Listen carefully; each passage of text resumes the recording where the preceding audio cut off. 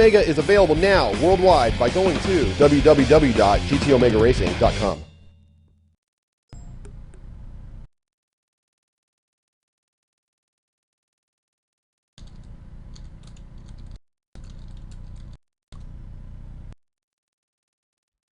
Good evening, iRacers, and welcome to part 2 of ARL TV's broadcast for this evening. We move from the mecca for South American motorsport at Interlagos, Sao Paulo, to the North American haven for endurance racing. So we're at Sebring International Raceway in Florida for the iRacing Grand Prix Series. My name is Lee Thompson, and just recovering to join me in the commentary box is going to be Dean Prescott. Evening, Dean. Good evening, Lee. So no rest for yourself or for Alex Simpson, who's still running the cameras and may chip in every now and then to help us out with the commentary for the Grand Prix Series as well. Thank you to Andrew Woodhouse for his good work in the Grand Am Series as well. Yeah, cheers, guys. Right, well, we have about 5 minutes or so until we're expecting the race to go live. So just before then, we've got a track guide lined up for you, brought to us very kindly by iRacing.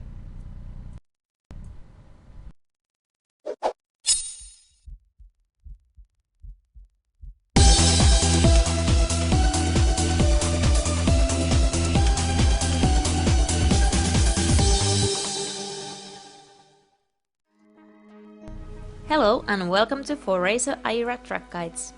In the New Year's Eve of 1950, a sports car endurance race took place at an old Air Force base, which later became one of the toughest and most recognized endurance races in the world.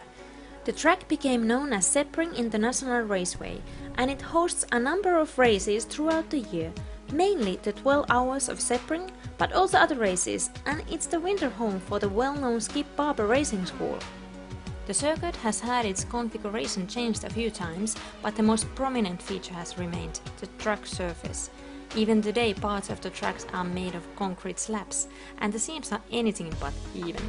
Almost every spot of the track is very bumpy, which limits the setup options quite severely. The cars need high downforce to have at least some grip, even though the track has a few long straights. Mechanically, the drivers can either have really soft suspension and compromise aerodynamic performance, or really stiff suspension to have good control of car ride height and keep the car from bottoming out in the bumps. Our driver for today is Max Delorco. Let's have him talk us through how to take the car around this challenge. Hi guys, I am Max Delorco and this is Sebring. This track is a very bumpy track, so the setup is very important overall for the race distance. This is the main straight that will bring us on the first turn, a left-hander, very fast and very bumpy, so be careful on the exit overall, don't use much the curve. Then we arrive to the first chicane, very slow chicane, don't use much the curve because they are very high. For this left-hander, stay inside here and try to have a good traction for the big bend part of the track. This little straight that will bring us to the hairpin, probably the slowest turn of the track. Stay inside the curve, but don't use the terrain because it will let us oversteer easily. We arrive to the Fangio complex of the track, this straight that will lead us to the next turn, the Cunningham. Stay inside here and pay attention to the acceleration because the track is very slippery and it is easy to oversteer. We arrive to the tower turn, this bumpy turn with a non-friendly exit curve, so be careful also there. And we are in the Bishop complex, very fast complex with this right-hander, very fast. Don't use much the curve in both this turn because they are very slippery, this curve. And finally we are to the last turn, the Le Mans turn. Use all the curve on exit because it is very flat, and we are on the last straight that will bring us on the last turn, the Sunset Bend, a very fast turn, overall very bumpy in the end, so a good balance here is required. Pay attention on the exit and good luck for the race. See you on track.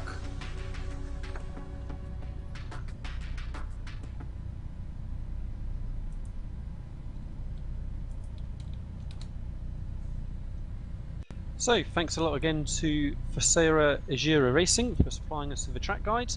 Our session is now up and running for our strength of field race for the iRacing Grand Prix Series. I think it's time for us to have a quick look through the grid. We have approximately 2 minutes left until everybody's going to be gridding up and lights are going to be going green. We have got a full grid here today, 24 runners in our top split. So, pole position, Tommy Nielsen, he's on a real stormer of a week, so he's got the overall pole position for an A-class driver this week with a 131.898. Antoine Higlin actually has the overall pole, but we won't count him perhaps since he's a pro. Tommy Nielsen has got currently 3 wins out of 3 for the split races, so he's really on fire. Looks like he's got a tough job today though, with Marty Patella right alongside him in 2nd place, Robin Prescott in 3rd, Michael Goman 4th. That's a strong qualifying from Michael. That's maybe as far up the grid as we've seen him starting. P5, Mikko Milaretu, P6, Jan Zalowski, P7, Eunice Nukarinen, P8, Michel Mancusi, P9, Mohamed Patel, P10, Matthias Venturi, P11, Peter Velkov, who regular ARL TV viewers may know well from our GP260 series. P12 we have Carlo Labatti, P13 we have Fihai Vai, 14th we have Samuel De Fuerte, P15 we have Hunter Manley, P16 Sam Kumo, P17 Louis Baboni, P18 Anthony Kopek, P19 Paolo Accurso, P20 Frank Levick 4th, 21st Justin Lindsay, 22nd Yuri Mantala, and then without qualifying time in 23rd is Oli Pekala, and in 24th is Karim Avan. Wow, as I said, full grid, that took a long time to get through. So, after all of that, we now have just 30 seconds or so until we're going to be gridding up and getting ourselves ready to go. We've got a lot of cars that are going to need to get through this turn 1 on lap 1. We've been seeing incidents left, right and centre all week as well as last season, so fingers crossed we can get a decent start to the race. Yeah, so no setup, so thanks for that, Lee. Full grid, this is looking rather interesting. Yeah, I'm thinking this is the first time we've had 24 runners in our broadcasted race, so yeah, I'm looking forward to it. I mean, it's not the track for it, maybe. Sebring, as we heard in the track guide, it's a tough circuit to be getting around on your own, let alone with 23 others. So let's keep our fingers crossed for a good, positive, clean start. Definitely is, and here we go. People starting to grid. Now, you've had a few races around here. I saw your little video yesterday, I think.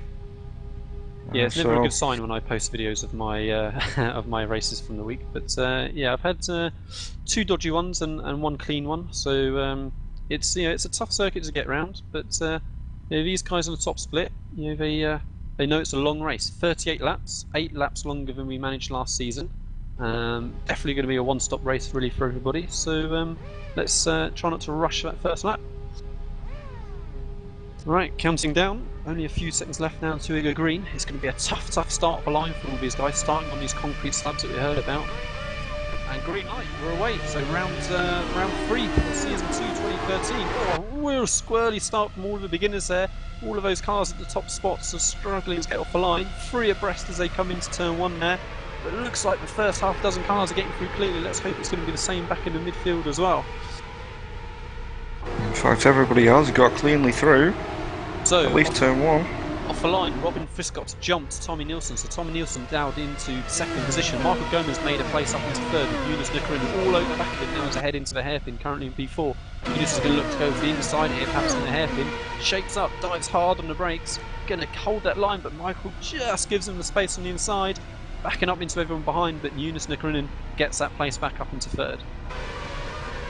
People still jostling for positions right at the back of the grid.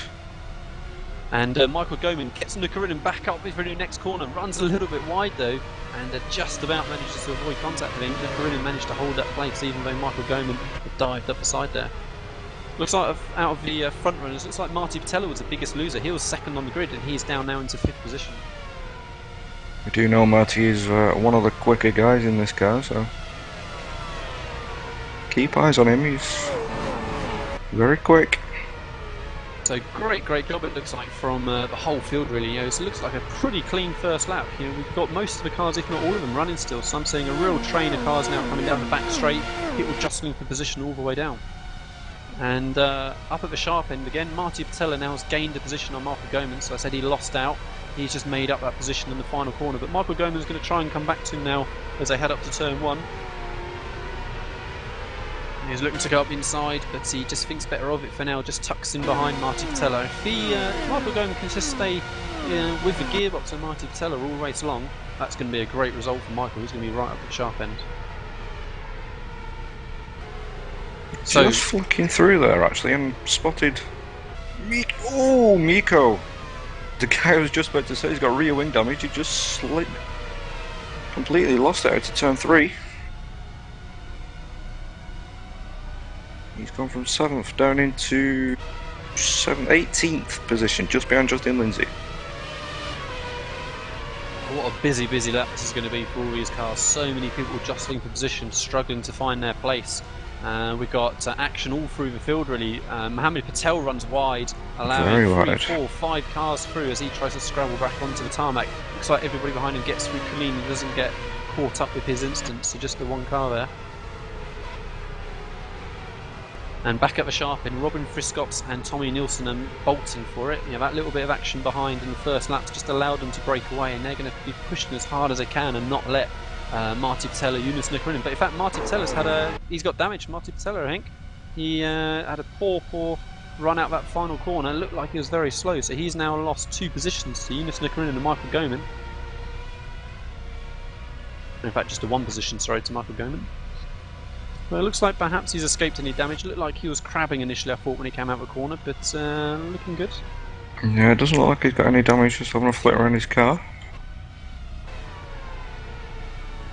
So, P1, Robin Friscops, P2, Tommy Nielsen, P3, Yunus Nakarunen, P4, Michael Goman, with Marty Patello desperate to get that position back, currently in 5th. Jan Zalowski in a very strong 6th position again, as we saw last week. And bit of action behind between Matthias Venturi and Michael Mancusi. Looks like Venturi really struggled out the turn 2, I think it would be. Now he's got Peter Velkov all over the back of him in 9th position, 8th position, trying to gain that spot. So yeah, that's really where the bottleneck is. Michael Mancusi now all over the back of the cars in front. Oh, we got lots of contacts, and a few cars are going to get caught involved there. A little bit of lag hit at the end as well. We've got 3 abreast now between the next cars coming into the corner. So that's High Vive, that's Hunter Manley, that's Mattis Ventby. Oh, crazy action going by. As well.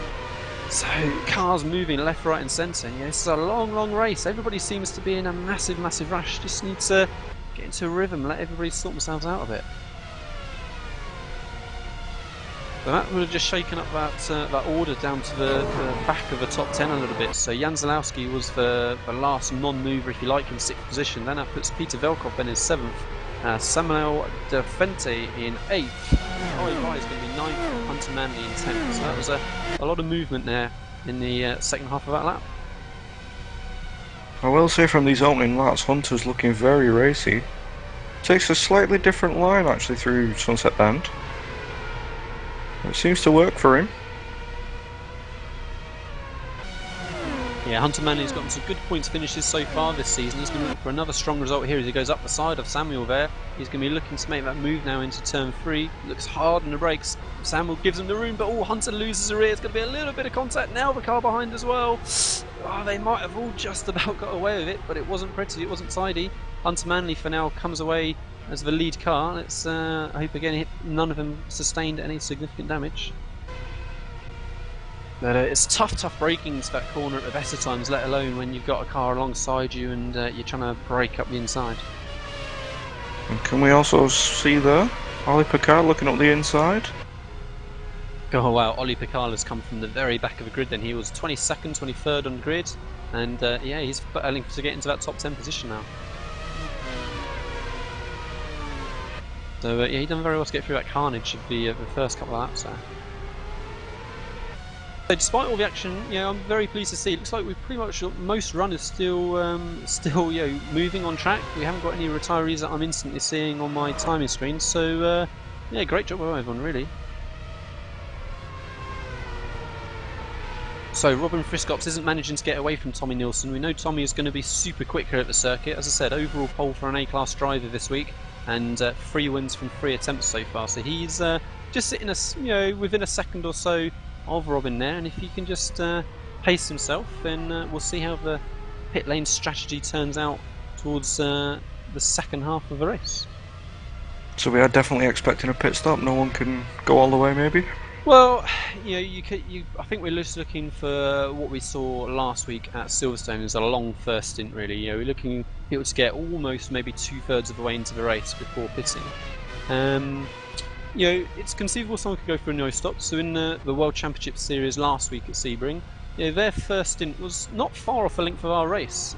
So they may well. There may be somebody that decides to take that chance, but really I think we're looking at a one-stop race as the most efficient way to go. Ooh, oh, Frank! Sorry, P19, Frank. He was looking on the inside. I don't know who. Ooh, a little bit of mayhem down there actually into the first hairpin. Justin Lindsay narrowly avoiding it. Frank's now got going again. Just looked like Frank unsighted his braking point and pretty much did very well to stop it hitting anybody. I think that was on just behind Sam Kumo, so. Sam Kumo started P16, he's up into P16. P14, sorry, and he's chasing down Miko. Yeah, he's doing alright. Then we saw him have that little excursion, I think, into the grass trying to avoid some incidents ahead. So he's hanging in there for now. Yunus Nikarin now is under a lot of pressure from Michael Goman with Marty Patella behind. So there's a real grouping now between 3rd, 4th and 5th, all battling for that final podium position. In fact, Sam just put the move on Miko, who's up into 13th now, Sam Kumo. Volley Picard just ahead in P12. Ollie last season here, he absolutely destroyed, didn't he? So. Yeah, as was the case at most circuits, I think, in the second half of the season especially. So Ollie's, giving himself obviously a lot of work to do today, but not putting in a qualifying time, but it's given himself an eventful race so far. Michael Goman now under lots and lots of pressure from Marty Patella as they head into the second half of the lap. Marty Patella is just going to try and hang with him now for a faster couple of sequence of corners, and then he can give himself the best chance to get a good run down the back straight, fighting for that 4th position. So it's a tough switchback there for those faster corners as they come onto that back straight. Both get a decent run out the corner. Doesn't look like there's going to be a huge gain from Marty Patella, and if anything, Michael Goman has gained on Nikarin in the front. So very, very different lines between the 3 cars there for that 3rd, 4th, 5th position as they come through the final corner. Michael Goman's got a great exit there. Yunus Nikarin under lots and lots of pressure now into turn 1. Nikarin stays to the left, now moves across at the end. Michael Goman looking to go up the inside, going to take a tight line into turn 1. Yunus gives him plenty of space. Michael Goman just struggles a little bit, I think. I'm surprised he exited right on the far left there, but he's going to brake quite early and Nikarin and comes back round the outside. So Michael Goman had that move done and dusted on my screen and just really backed out a bit into turn 3 there, really allowed Yunus that space back. He's going to be under pressure now from Marty Patella. I think he was actually trying to cover the switchback, so that might have been what caused it. Yeah, maybe just trying to be a little bit too clever, trying to anticipate what Yunus was going to do next, but he just needed to concentrate on his own line in his own position, getting a good run out the out of turn 1 as he could. But he's shown he's got the pace, he can show he's going to get in now.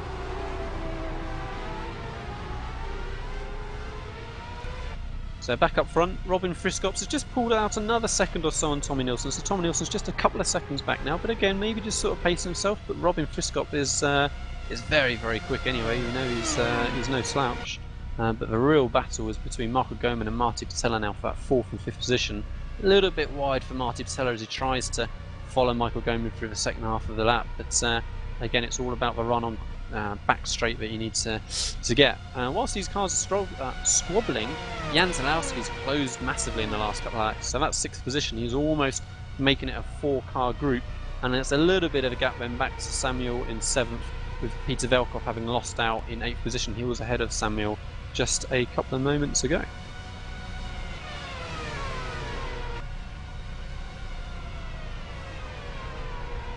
And quite right, as Alex has actually just said, Robin's using the INEX DWC setup.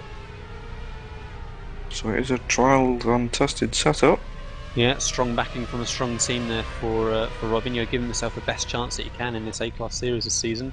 He's currently the as of the end of last week, Robin is the highest placed A-class driver in the road for pros. So he's looking like he's going to be bagging himself a big fistful of points again if he can keep this up this week.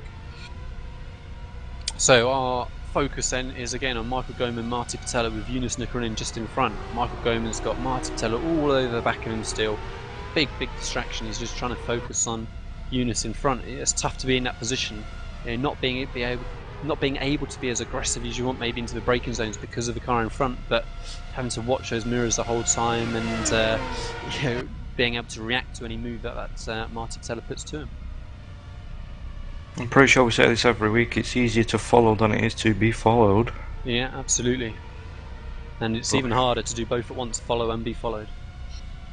But to be fair to Michael, Mr. Gorman, he's definitely soaking up the pressure and giving some at the same time. So and here we go. Here's our very different lines again between Yunus Nukarinen and Michael Goman. Michael Goman has to back out of it on the apex of the corner. He had such a run on Yunus there thanks to a different line. He's still got a run now coming into turn 1. So Yunus stays in the centre of the track for now. Michael Goman can't decide which way to go. Tries to go around the outside of turn 1 this time. I think Marty Patella might have a shout now on Michael Goman as well. So close between the two of them. Michael Goman up the inside, much more confident on the brakes this time, but Yunus still hangs around the outside. And Marty Patella not able to capitalise for now. Great bit of racing between these three. Jan Zalowski now right with them. That's a 4-car group now. Yunus was our point leader coming into this week. He's definitely shown he's got some skills. Yeah, second position I think was Yunus as of the end of last week, but yeah, he's right out there in the sharp end. But look who's just started to join this four-way battle now. Jan Zalowski. And then there's a little bit of a gap behind Samuel De La Fuente and Peter Velkoff, but not a massive gap. If anything, those two are just closing. So if these two can just not squabble between each other and run a strong pace, then these 4 cars up in front are just going to continue to hold each other up and could allow them to close even further. I'm really impressed with. Sorry, Dean. I'm really impressed with Peter Velkoff so far this season. You know, he's Star Mazda runner that we know him from. Very, very quick, super quick. The only driver really to consistently give Tony Reposado a run for his money in our GP260 series. First season that I've seen him in the FW31, he's right there up sharp end. Yeah, I was just going to say, just behind those as well, you've got Hunter Manley and Ollie Picard, who's just actually put a move on Hunter. So yeah. Ollie's now up into 9th. But Hunter and Mohammed have been having quite a good little battle. I raced actually Mohammed last season in the Grand Am. He used to do split week of the Riley and the MP4.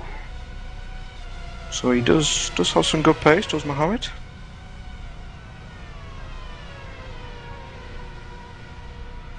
So the 4 cars at the front, 3rd, 4th, 5th, 6th position, have just strung out a little bit now. You know, definitely a 4-car grouping, but they're not squabbling all over each other, holding each other up. So they just need to run at a good, strong pace and not let these cars behind close any further, really.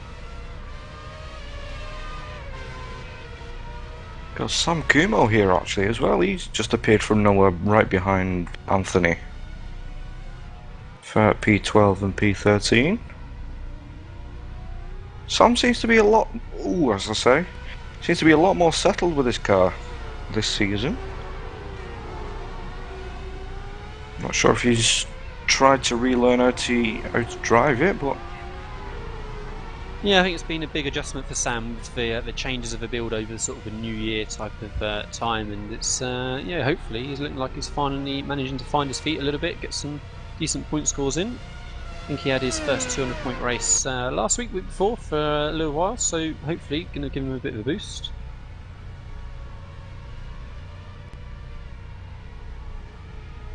So already then, on to lap 10. You know, good, busy race so far. Robin Prescott still just a couple of seconds ahead of Tommy Nilsson. These two have made quite a big gap now on Yunus Nukarinen, who's just entering turn 1. Michael Goman still close behind him. Marty Patella's dropped back a little bit now with Jan Zalowski keeping him company still. De La Fuente is almost up into that group now, almost making it a 5-car group with Peter Velkoff hanging in there in 8th position. 9th is Ollie Picala, and rounding out the top 10 at the moment is Hunter Manley. I've got back markers coming into play here. Robin's already made it past. Yeah, Louis Baboni, he's a seasoned racer. Yeah, gets well out of the way, experienced. He doesn't cause a problem at all for Tommy there. Good job. I had a great little race at the end of yesterday with Lou Vivoni when I just finished half a car length behind as we went over the line battling for 3rd position.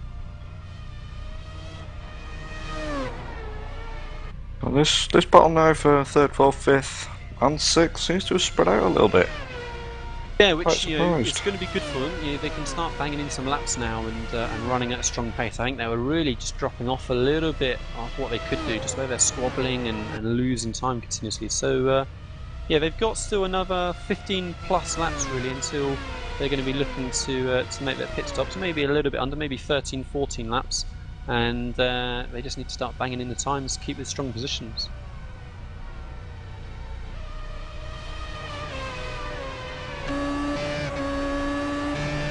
It's actually really amazing how they take that Sunset Bend.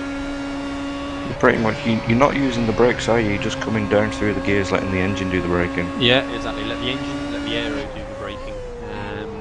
3rd gear really on the apex, but you're right. Just letting it coast all the way in and getting pretty hard, pretty early on the power as well. There's a couple of big bumps in there. You've basically got to, for me, I have to wait for the final big bump before I can really get on the power, and it's just trying to time it so you just coast it in until you get to that big massive hump. So Eunice Nickerman in now under a little bit more pressure again from Michael Goman. Perhaps he's just closed up a little bit, as has Marty Patella. So that group of 3 cars is maybe just starting to come together. Jan Skanelski's just dropped back slightly, and now really his focus is going to be on Samuel behind rather than on Marty Patella in front. Yeah, Samuel's definitely bridged that gap. Seems to be bringing Peter with him as well. Yeah, we saw a strong race from Samuel just last week at Silverstone as well. So again, we know he can run at a strong pace, and he's shown it again here. We couldn't get too much more different circuits than we had last week to this week. Silverstone, fast, flat, really smooth, really. Not much curbing to really worry about, perhaps apart from that Vale, perhaps. Whereas Sebring, extremely bumpy, extremely tight and twisty in places. And curbs that really need to stay away from for the majority of that. Yeah, it's definitely more technical here on Sebring. I think it's more punishing. If you make a mistake here, really you're going to be lucky to keep it on the black stuff. Oh, the grey stuff in this case. So here we go again, Michael Goman. Definitely bridging that gap a little bit more each lap. He's very, very strong in that final corner compared to Eunice, so it gives him a great opportunity each lap to close massively down the start-finish straight and have a sniff into turn 1. I think it's not just the final corner either, it's the one before.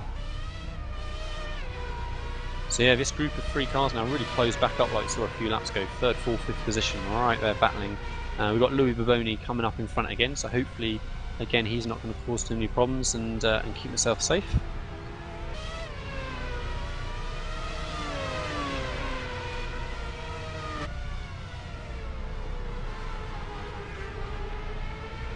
So a little bit wide from Eunice there, just clips up the dust, throws up the gravel as Michael Goman tries to distract him in the mirrors as they come through that second half of the circuit. Now through the fast switchback, right and then left, ride the curbs as you come through and come all the way over to the left as Louis Bavoni gets well out of the way very sensibly again and allows the 3 cars through. Marty Patella's got a great run on Michael Goman, here we go. Michael Goman goes a little bit defensive, sits in the centre of a track, but Marty Patella still goes up the inside. We're going to see this difference in line now from Michael Goman as he takes that wide entry anyway. Luckily, Norm does carries that momentum. There's a big bump on the outside there. Be careful, Michael. Oh, sliding it all the way. He done well to hang on there. If you take that outside line like he found, there's a huge bump that can just throw the car out. And yeah, slid but kept it together. Still didn't cost him much time either. And he's not giving up. He's going to look to get back to him now with it's all turn 3 position. Lots of movement from Michael Goman. Just about keeps it under control and. Marty Patella finally has made that position back. Well, that just has allowed Eunice to pull away from this. But for how long?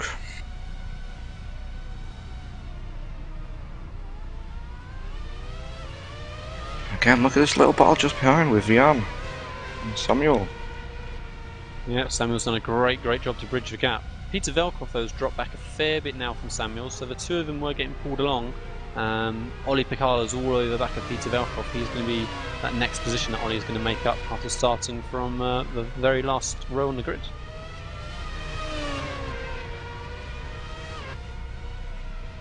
So just having a quick look at the timing screens, it looks like we've got 4 runners currently out. So that was Mikko Miralotu is out, Hioi Vai, Matthias Ventili, we saw him struggling I think with a little bit of damage at the beginning, and Michel Mancusi looks like they are all out of the race.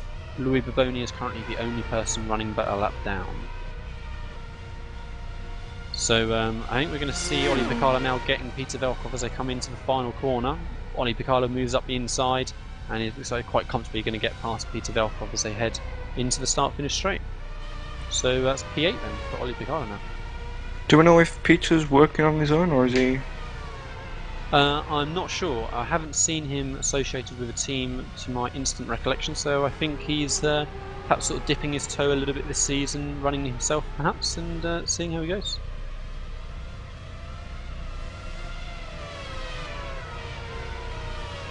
Maybe a word from team principal Alex Simpson on this? I'll unmute myself for that one. Yeah, maybe worth a little shout out to Peter. We know how quickly he was in the Star Mazda, so yeah, perhaps you ought to get in touch. He's looking to join the team. We might be able to help him out. There you go, straight from the horse's mouth. Not that I'm calling you a horse or anything, Alex, but you know. So I said in the previous commentary you'd get your own back. So great battle still then for this final podium position. Martin Teller now is the one on the move, looking to pressure Jonas Nukkarinen just as he did Michael Goman. But Jan Zalowski and Samuel are right there ready to gather up any scraps as Michael Goman struggles to get on the power out of that last corner there. Lots of twitching as he runs over the curbs. Again, we'll see the difference in line even between Michael Goman and Marty Patel. I think Michael's going to gain a lot again as they come through that apex there, and yeah, he gains a good few tenths just with that different line that he's got there. So lap 16, price of 38. Surely we must be entering some kind of pit window right now. Yep. I'm expecting most people to run a long first stint, so slap bang in the middle is going to be what, 19 laps, isn't it? So I think we're going to see most people, certainly the front runners, running on to lap 22, 23, maybe even pushing it from there. But I would say maybe lap 23 as Samuel in the background got a great run on Jan Zalowski, goes up the inside into the hairpin. Jan hard and deep on the brakes, just going to hold that position, gives Sam space, so they're side by side coming out. It's a little bit of a kick there, be careful, a little bit of contact. Samuel's going to get the move done. I think Jan's going to have to slot in behind.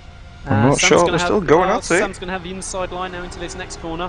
Hard and deep on the brakes. Sam's got the position made. Jan Zalowski just backs off a little bit. So close between them.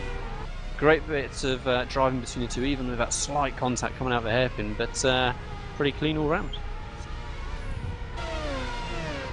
That little battling nose really dropped the two off the group in front of us, and now Sam's got to bridge that gap again and claw his way back up to Michael Goman in 5th position. And look who's lurking in the background. Here comes Jaws. Yeah, that's it. Jan Zalowski is really going to be the next one on the block. Most definitely. Insert Jaws theme tune here. Ollie's definitely on the move. Let's have a look at Ollie's lap time. What have we got? Olli Picala, he's definitely running up there.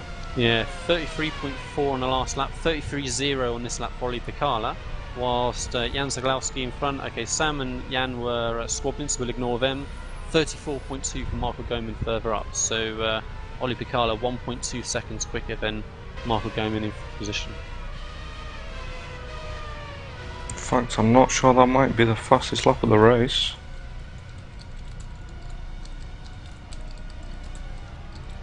So it'd be interesting to see if maybe Ollie's field a little bit light, maybe to try and have got through the field in the first half of the race as quickly as he could. So I wonder if he might be one of the first cars we see come in.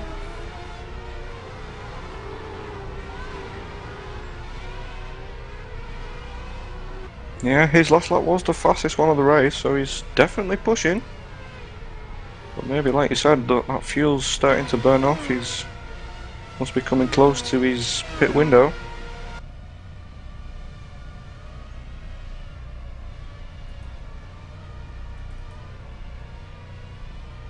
But again, these three, 3rd, 4th and 5th, they're still That's it. All within a second of each other, near enough. Coleman just backing off a little bit. Marty looks to the inside. Tries a different line, runs it right out, nearly touching the grass.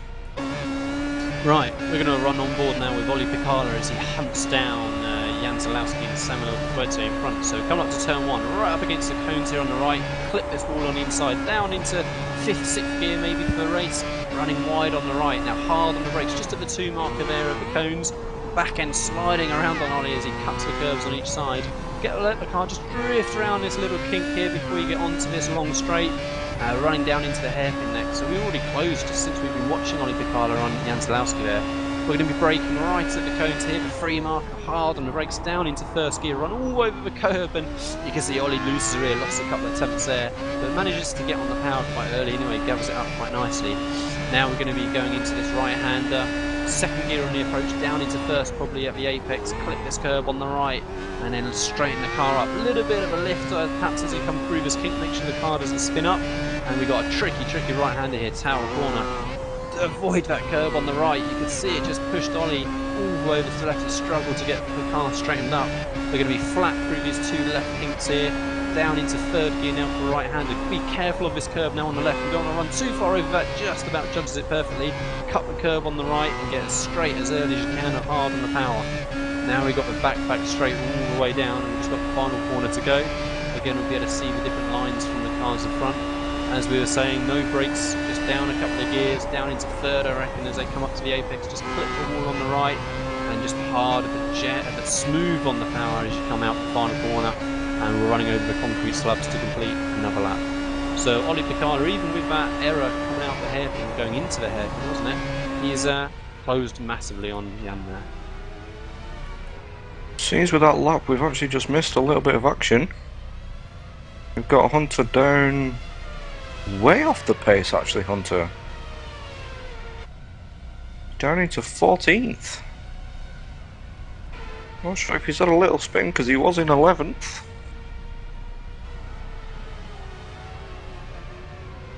And up front, Tommy Nielsen's closed the gap now to Robin Prescott. He was a good couple of seconds behind, it's now looking more like 1 second. So perhaps as they're coming up to their pit stops, Tommy Nielsen's just looking to gain as much time as he can and push Robin now a little bit more before they stop.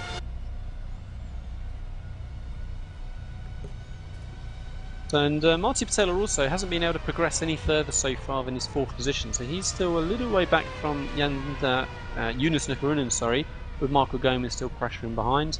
And then Jan Zalowski now has got Ollie Picala all over back of them, another lap or so, and Ollie's going to be looking to get by. I'm not sure I've just believed what I've seen. Down 17, 18 and 19. Sorry, 16, 17. 15, 16, 17. They were 3 wide coming into the hairpin. I've never seen that in any car, but in the FW31 that's absolutely crazy. And did 3 cars come out the other side? That's the question. They did. That is even more amazing. I'm just seeing a replay now on the stream, and yeah, great job by 3 of them to all get through cleanly. I didn't look like there was any contact, but it's a big ask.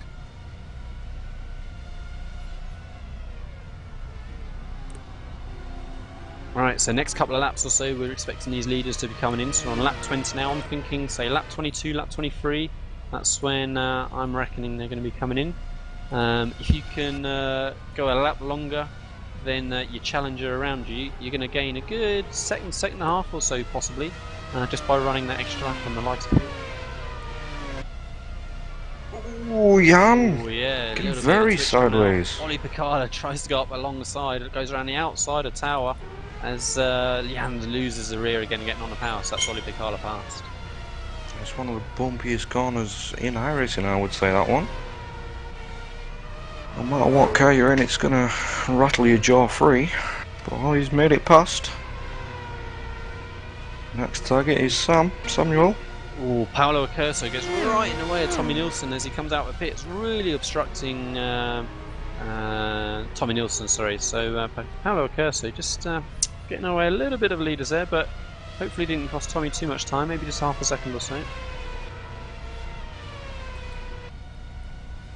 Tommy does look like he's picked the pace up a little bit. It did look like Robin was starting to pull away, but Tommy's pulling him back in. Right, first of the leaders in. So Samuel de Ferte from, he was what, 6th position I reckon? He's in the pit box, first to blink. Right, Here on comes lap Sam 21. Kumo as well.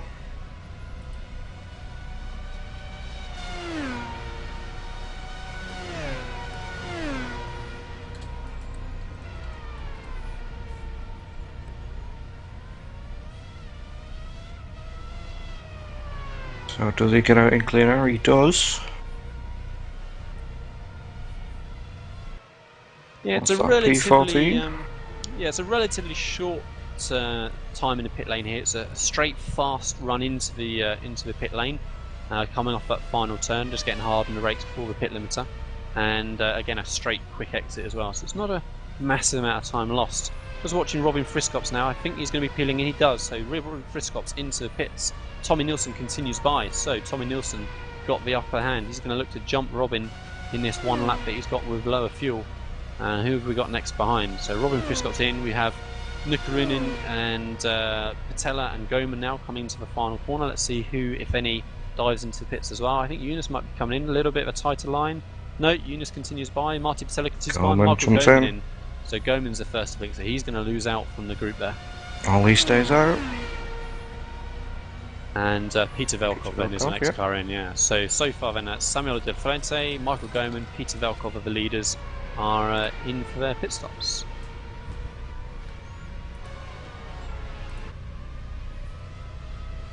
So Tommy Nilsson now needs to put in a blistering in lap. So I'm thinking, say, his next time by is going to be in the pits. If he can get, say, a top lap, he can get a good second half, maybe even 2 seconds on Robin, and that could be enough to jump him. In comes Hunter as well. What's the kind of average pit stop here? We've seen some at 7.2, 5.8 for Robin actually, so... Yeah, I think 5.8 is about as quick as we're going to see really, so great job there from Robin. As you say that, Michael Gilman gets 5.6. Right, Tommy Nilsson now coming into the final corner. Let's see if he pits or if he hangs on for one more lap. Quite a tight entry, but goes around again. So another lap from Tommy Nilsson. He's going to easily take the lead of the race. If he just gets another clean lap in, he's certainly going to jump Robin now, I think. And one of the back markers loses the rear of a car coming through the final corner. Right, so who have we got now? Eunice Nukarinen and Marty Patella. Let's see if either of these two blink. So again, different lines between the two of them, both continue by again. So it's quite a big difference then. You know, we've had those 3-4 cars that went in on lap 21. Everybody else now doing at least 2 more laps. That's going to be a big chunk of time between them. In fact, it seems like everybody's staying out. Next person by is Anthony, who's in P10. Again, he stays out. Just to add my 2 pence in here, I would think probably some of these guys might be going out as long as lap 27. I do remember prepping for the World Championship race. We wanted to go to about lap 30-32, but we suffered with a bit of understeer with the car with that kind of fuel load. But 27 laps, and it was pretty much beautiful the whole stint. So I would think someone like Marty probably going to be around that sort of range. I don't know. We'll wait and see. It's a lot of extra fuel for them to be carrying at the start of the race, so be interesting to see if anyone's taking that gamble. As Marty Patella all over the back of Eunice, looks to go up the inside, but now it's going to be outside from the next corner. Eunice just about cuts back in again. There you go, Tommy's in the pits. Sorry Lee, Tommy's in the pits. Alright, here we go. So we got 2 extra laps in and over Robin Friscops. We saw a quick stop from Robin actually stationary in the pit lane. So let's see how much of a difference it's going to be for Tommy. Tommy was about 1.5, 2 seconds behind Robin when he came in for his stop. So Eunice Nukarinen and Marty Patella continue yet again. Still no stop from either of those two. Jumps in Ollie. But yeah, Picard in. So Tommy Nilsson pulls away from the pit lane. Where's Robin's Friscops? Just coming over the line now. Yeah, Tommy Nilsson easily got the position made. So he is a good 2-3 seconds at least down the road. Job done for Tommy Nilsson. That might have been down to his pit stop. 4.7 seconds. Yeah, so what, a second or so difference, but most of it was, you know, running those 2 extra laps, light fuel, done the job for him. So, yeah, Eunice Nikarin and Marta Patella, the 2 longest runners so far. They're, yeah, Eunice, strong pace to be carrying that extra fuel from the beginning of the race.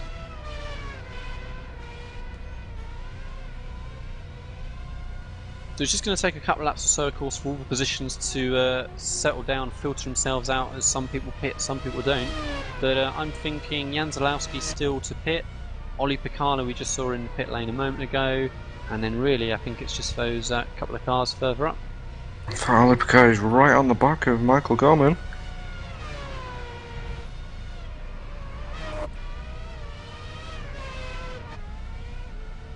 Oh, he's definitely got some kind of pace around here. He must love this track. He's going around the outside of Tower. In fact, corner before Tower, but gets the job done. Michael Gorman gave him the space, didn't run out to the curb. Ollie Picala has gained a massive chunk of time then in the pit stops. He made a good few seconds there on Michael Gorman. That must be one of the first and only times I've seen that one as well. We're on the outside on that corner. Nikarin and Patella round again, still not pitting. They're going to be making up lots and lots of time on Robin Friscops and maybe even Tommy Nilsson. It'll be interesting to see how close they will end up. Yeah, Eunice is slightly blinking there actually.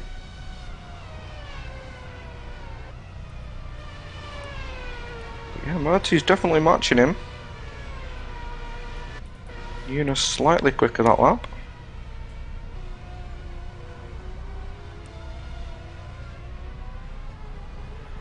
Maybe Ollie had a word with Eunice just to say, just stick it as long as you can. It looks like Alex has called it right. I mean, we're on to lap 25 now, still no sign from these 2 leaders of pitting. So yeah, lap 26, 27 looks like could well be.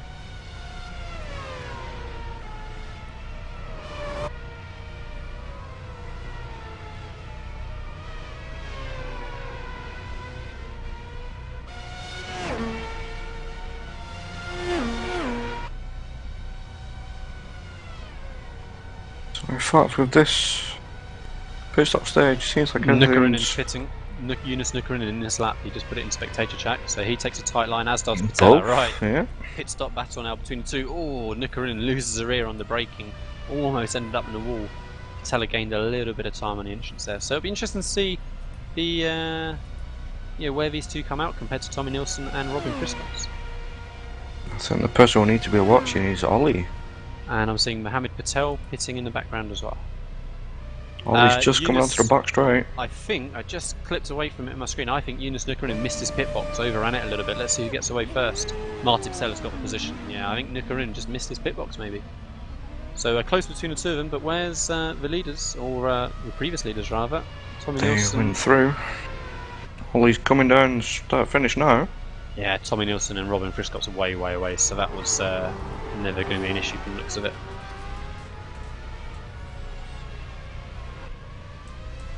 So there it is.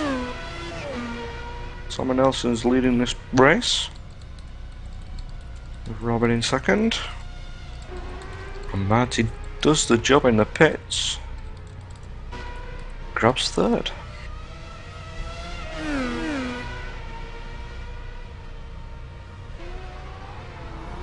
Yeah, so these pit stops this week looks like they've just strung everybody out a little bit. You know, we've seen, quite fortunately for us in our last couple of races, how it's just brought everybody together, but I think everyone just separated out a little bit really.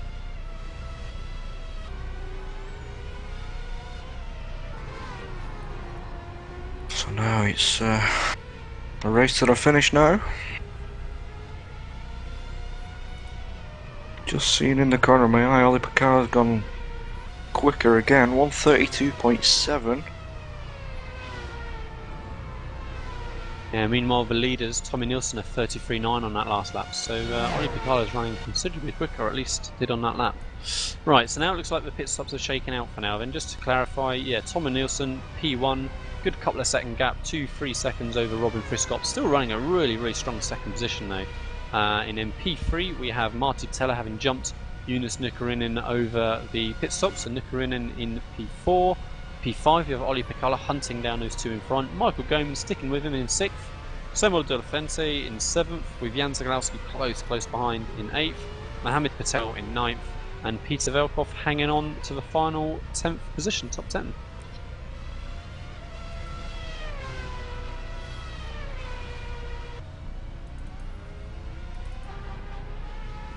So yeah, we had quite a difference in strategy even between those lead cars. We had Nikarinen and Patella going significantly longer than anybody else, but it didn't really seem to gain him a huge chunk of time. No, didn't. The winner out of that is Tommy Nelson. He's actually got about a 2.5 second gap. So he's definitely won on that one.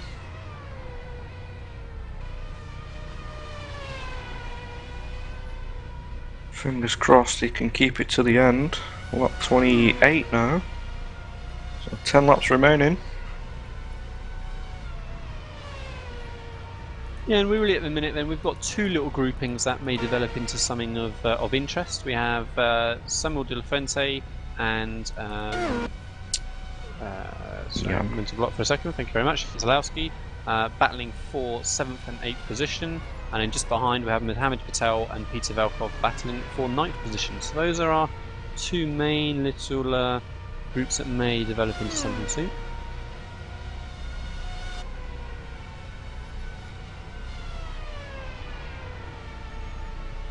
So 10 laps to go now, lap 28 out of 38.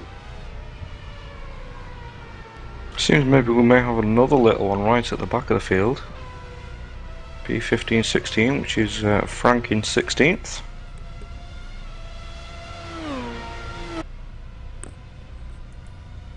And then with the two AR UK guys, Hunter and Sam. Sam leading that little battle at the minute. Yeah, so as you said then earlier on, I think Hunter must have had a little bit of an error somewhere. He's dropped quite a way back from the top 10 position he was running in the first half. So Samuel De La Fuente coming under increasing pressure now from Jan Zalowski. Jan's found a little bit of pace. You know, Sam was the one that was closing in the first half before the pit stops, but it's just that's switched the other way slightly now. Just flicking back up to see where the leaders were, and Robin bouncing all over the place, nearly hits the wall on the outside in Sunset Bend.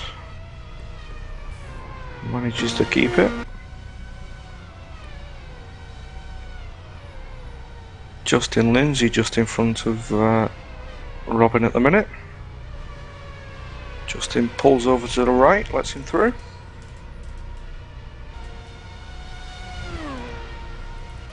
Justin's one who's having a quiet season this season.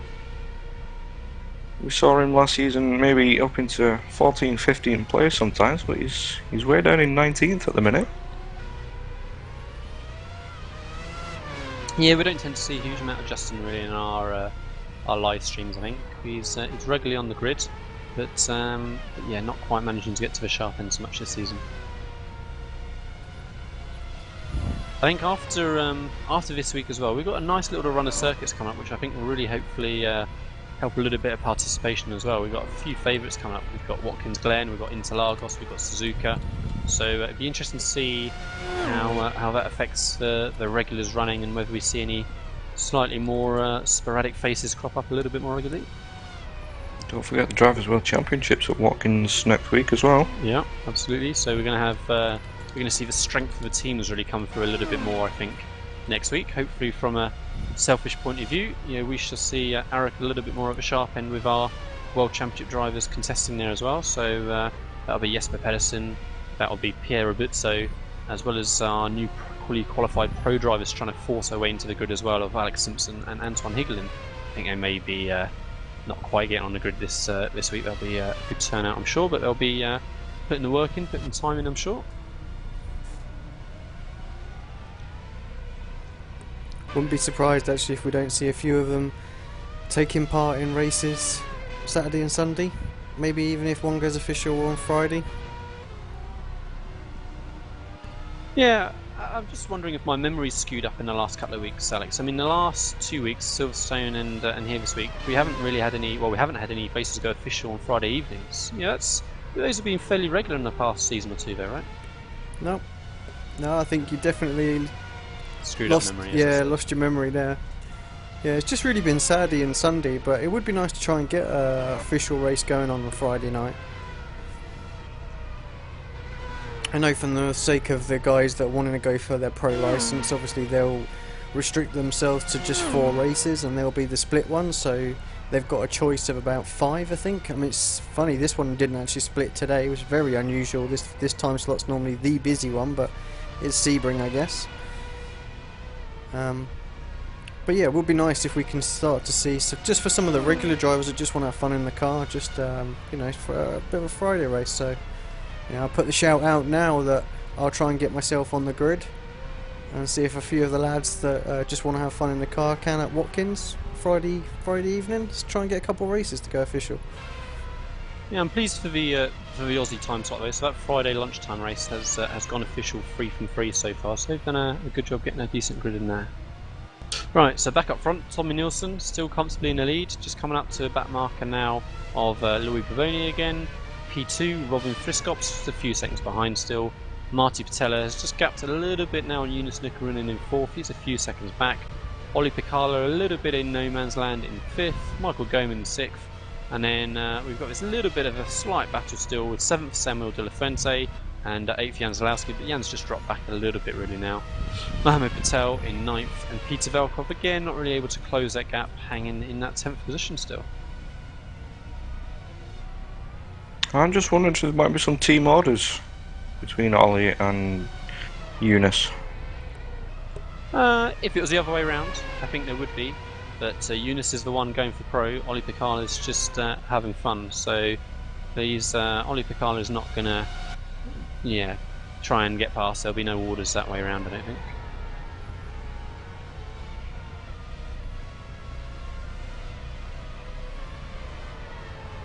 But then again, we may have Vettel in the form of Ollie Picard. Yeah, I think Ollie Picala around to the grass there, coming onto the back straight. I think Ollie Picala perhaps hasn't quite got the real cutthroat mentality maybe that Vettel appears to have, as we see, but no, I think we'll see Ollie just hold station and hold a few seconds back, I think, but he's still pushing hard, runs right onto the grass coming out of the final corner again.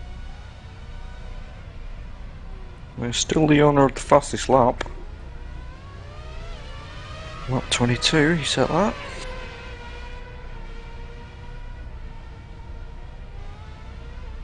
Yeah, nothing seems to be developing like we thought it might have done. No, I said unfortunately this week the pit stops have just fizzled out any little battles we had. We had that great grouping, didn't we, for most of the race between what 3rd, 4th, 5th, 6th position, and just that little bit of difference in strategies really strung the bunch of those out.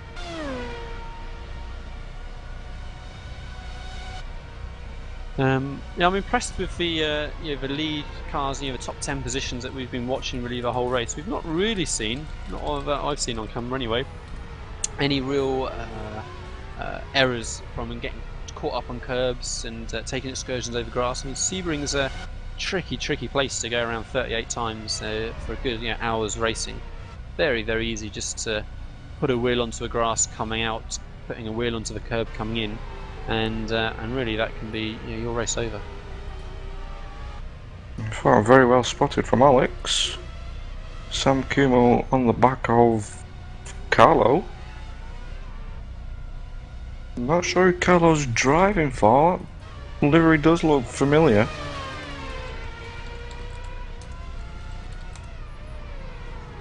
Supernova, I'm being told. It looks like Sam's got a good run on him, yeah. So if he can stick through this switchback now before they get onto the back straight, he's going to have a good run coming into that final corner. That's really what we've seen being one of the main overtaking opportunities so far tonight. But Sam's dropped a little bit back, tried to get a good exit, but loses the rear. Still gaining a little bit on Carlo, I think, as they head down the straight, but not close enough. Slight different line again, though. Yeah, Sam just runs a little bit wide, I think. I think that wasn't quite as planned route, not through the apex, a little bit wide. Now, if you're not using the brakes, would the aero, if you're right behind somebody like Sam is there, really affect it and push it out? Yeah, it does. It really. I didn't get much running in traffic on the first races, but my final race yesterday, yeah, that really caught me out for a couple of laps. It took me a moment just to figure out, but it wasn't me missing my not braking point, of course, but lift off point, turning point. You really do find that it just doesn't get to the apex. It just understeers, off to the left past the apex. So I got a little look up into the inside at the first hairpin. Maybe just to show Carlo that he's in his mirrors. Carlo's a little wide there. Yeah, Sam's got a good run, but it's not really a safe, clean overtaking opportunity until they get onto that back straight. So it's just a matter of trying to stick with him, stay close to his gearbox, as he's doing well at the minute.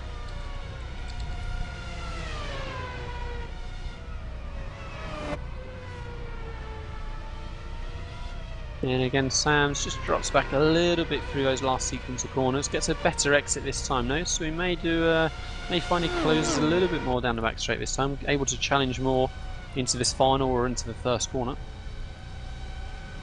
Yeah, I think he's backing out a little bit earlier just to give himself that bit of a run. Better line through the corner though this time from Sam. Yeah, absolutely. Got a good run now as they're coming in towards the first corner. He might even shape up to go alongside. Yeah, up inside towards the end.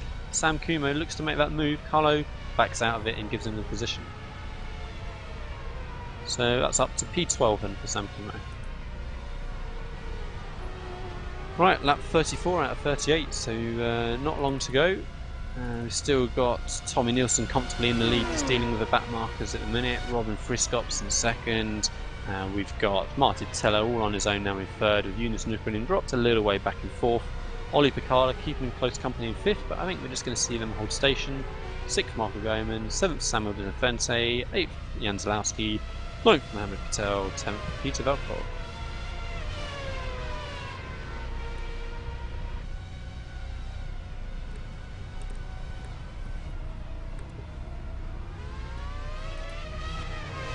Oh yes, everything's strung out quite a lot.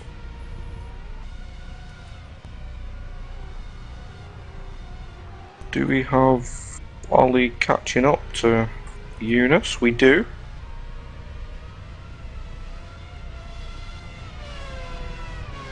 Eunice might be now thinking, hang on a minute, I've got my team boss behind me.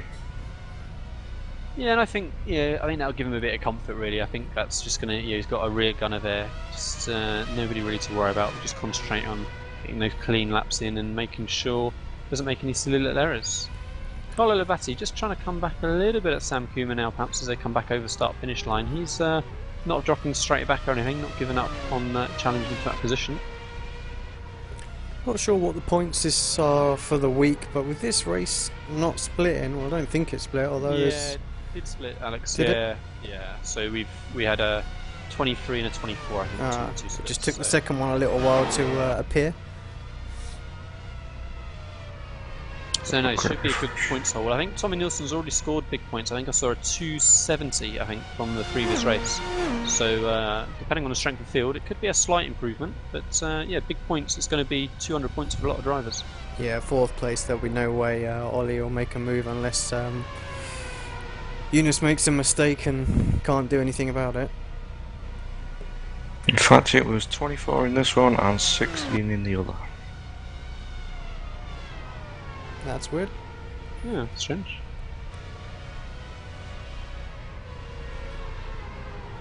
But yeah, would Ollie be monitoring Eunice's driving, picking up where he's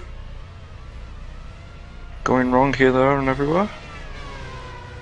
I think they work quite closely through the week, so giving tips and advice, so I don't think he'll be doing anything there at the moment. Perhaps he'll be on his TeamSpeak just taking the mickey out of him right now, actually, try and calm him down. I'm surprised how closely he is following now, though. You know, it is now starting to become a bit of a distraction for Eunice, so I thought he perhaps would have hung back a good couple of seconds, just give Eunice, a bit of breathing space, nothing to worry about. But as I said, if they're talking to each other, then, as I said, at least Eunice will know what's going on. But no, I just expected him to hang a couple of seconds back.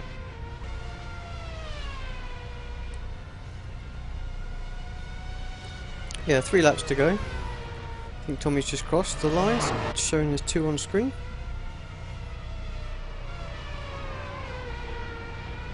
Oh, Eunice Nickerinen runs very, very wide coming out of that final corner onto the back straight. Just about manages to gather up with a couple of wheels on the grass. Ollie Picard right up the back of it into the final corner. He's gone defensive. Yeah, Eunice seems to take that title line, but Ollie Picard, yeah, I think he's just going to sit there. But right up his gearbox. Really, really surprised he's pressuring him in this way. And now he's just dropped back a little bit, so perhaps he's realised that that's a little bit unnecessary. Who knows? Another couple of laps to find out what happens. But no, I think if I was Eunice, I mean, again, you know, hopefully they're talking to each other. Eunice knows exactly what's going on, but I would not have felt comfortable with Ollie all over the back of me and trying to go alongside as I head into that first corner. You just want a little bit of breathing space. Let me get these last couple laps wrapped up. Seems we might have missed this. Jan got past Sam, and Sam's now back past. So Sam is up into P4, Jan is in P5.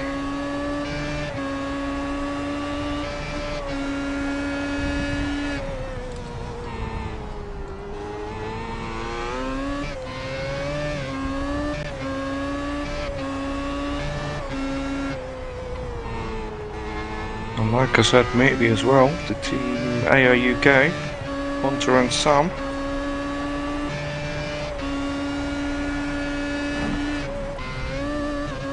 Those two again are P12, P13.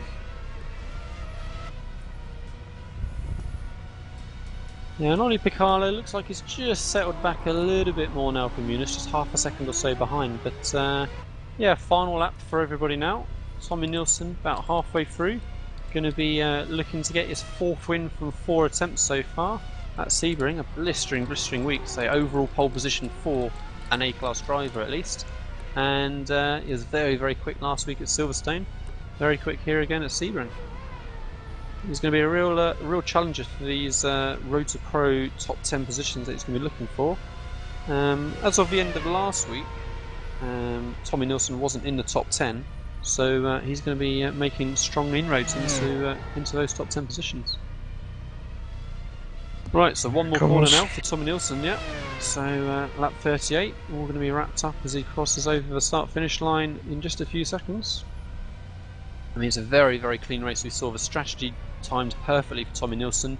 Managed to jump Robin Friscops in the pit lane, and that's a win. 4 from 4. Tommy Nilsson, great job. Blistering pace all week, it seems.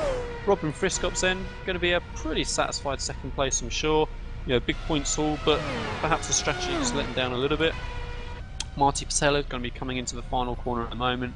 He's going to be taking up the final podium position, 3rd place. Good bit of battling with some other drivers towards the start, but then maybe a fairly quiet second half of the race. 4th position with 5th right behind, Eunice Nickerinen, Ollie Picard, taking a very different line. Going to be a nice photo finish for the two of them in their team colours across the line. So yeah, 4th for Eunice, 5th for Ollie Picard. 6th is going to be Michael Gomez. Some big points for Michael as well. Here's my tip for an almost sure thing to get into the Road to Pro. And Sam and Jan side by side as they come over the start finish line. Who's got to get it? That looked like Jan to me. Let's see how the points update. But it's showing still Sam perhaps 7th and Jan 8th, so we'll have a look at that in a moment. 9th was Mohammed Patel, and 10th Peter Velkov. That looked very, very close between Jan and Sam over the line there. It was.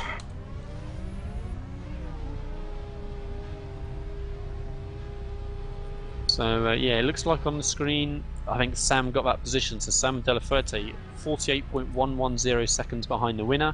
Jan Zalowski, 48.115, so 5 1/1000ths of a second between the two of them. And actually Hunter got past Sam as well for P12 and P13. And then Carlo 14. And that's everyone over the line, isn't it? So yeah, so how many finishes did we have in the race? So, you know, from that full field, 24 starters, you know, we only had those 4 cars fairly close to the beginning that dropped out. 20 cars finishing. That's that's by far the most cars finishing I think that we've seen in our broadcasted race. So great job from everyone for keeping it clean, or relatively clean, in those first few laps especially. There wasn't that big carnage like we've seen at times, unfortunately.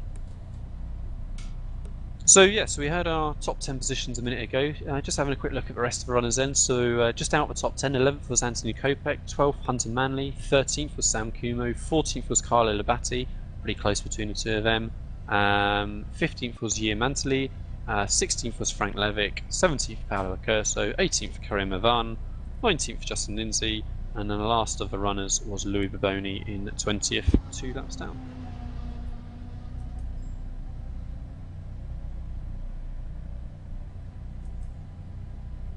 So that was a interesting first half of this race. Shame it didn't pan out. Yeah, so that's the thing with the pit strategy. It's great that we've got that to spice up the races a little bit this season. But yeah, this time it just strung everybody out ever so slightly. But it was great battling in those 3rd, 4th, 5th, 6th positions in the first half of the race, especially. I'm sure all those drivers now are relieved that that's their last race at Sebring done for the week. It's a tough circuit to be pounding around for an hour. But I said it looked pretty clean from everyone, really. Yes, most definitely.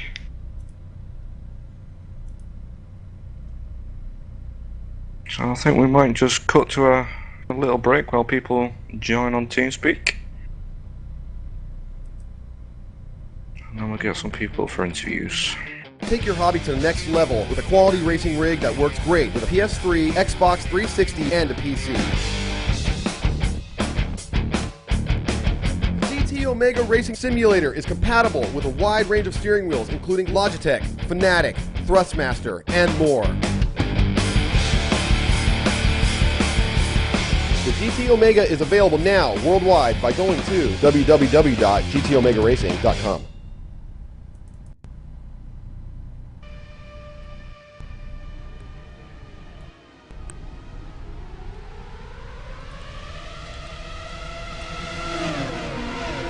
Okay, so welcome back to our quick little bit of post-race interviews after our week 3 at Sebring. I think we're going to drag Marty Patella in first of all. It was our final podium position in the race that's just been completed.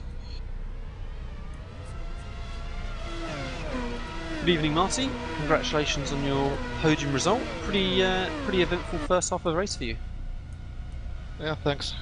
Yeah, it was too much of entertainment there going on. I had a really bad start. I think I almost spun twice there going off the line, and it was just so difficult to pass first Michael Goman and then Jonas, who I eventually passed on the pits, but couldn't have done it on track though. Yeah, I think we saw a few cars in this race, and of course the same in the World Championship race here of cars struggling to get off a line and lots of movement, lots of sideways action as they're getting away. I think you dropped down to, from 2nd to 5th, I think, on that first lap.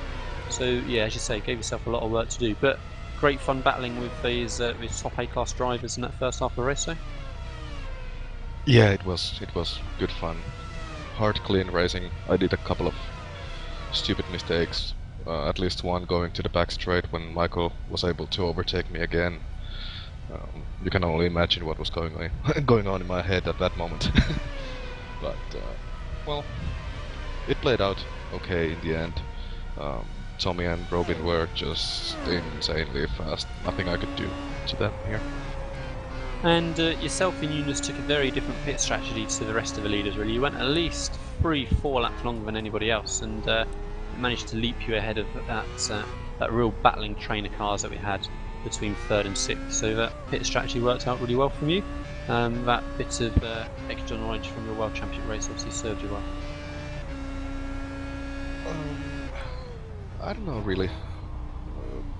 Could I have gotten a better start with 10 kilos less fuel or something? Overall, I wasn't really happy either with the car for this race and myself. It just didn't go too well. And so, of course, next week, both the World Championship Series and the iRacing Grand Prix Series is going to be moving on to Watkins Glen. So, no doubt you've already had some running there already. You expecting to see some Pajero racing cars joining in the A-Class races at the weekend? I can't say anything for the rest of the guys, but I will. Okay, great. Well, we'll look forward to seeing you next week. Thank you very much, Marty, for providing us with the track guide that we showed at the beginning of the broadcast as well, so that was nice to see. And we look forward to seeing you next week at the Glen. Alright, thank you. Thank you, Marty.